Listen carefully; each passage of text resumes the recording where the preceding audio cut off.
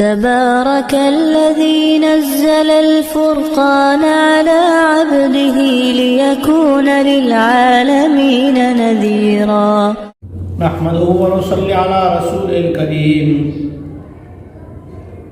حالت احرام میں حلال جانوروں کا شکار کرنا حرام قرار دیا گیا، لیکن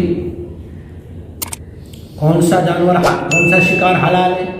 اللہ تعالیٰ نے آسانیاں بھی رکھی ہے، امتحان بھی رکھا ہے۔ اعوذ باللہ من الشیطان الرجیم، بسم اللہ الرحمن الرحیم۔ احل لکم صید البحر وطعامہ متاعا لکم وللسیارہ وحرم علیکم صید البر ما دمتم حرما واتقوا اللہ الذی الیہ تحشرون۔ اے حج والو، عمرے والو، تمہارے لیے سمندر کا شکار تو حلال کر دیا گیا اور اس کو تمہارے لیے طعام بنایا گیا۔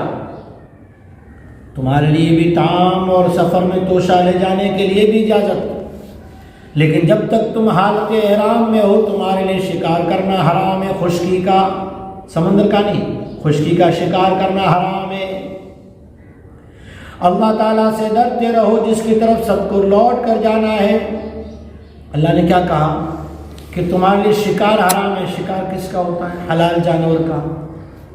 حرام جانور کا شکار نہیں ہوتا، حرام جانور کا قتل ہوتا ہے، جیسے سانپ، بچھو، باولا کتا یا کوئی شیر یا کوئی پھاڑ کھانے والا درندہ، اگر اسے قتل کر دیا تو کوئی جرمانہ نہیں ہے، کیونکہ وہ تو اپنی حفاظت ہے۔